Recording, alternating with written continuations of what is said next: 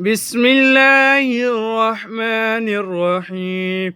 والسماء والطارق وما أدراك ما الطارق النجم الثاقب إن كل نفس لما عليها حافظ فلينظر الإنسان مما خلق من ماء دافق يخرج من بين الصلب والترائب إنه على رجعه لقادر يوم تبلى السرائر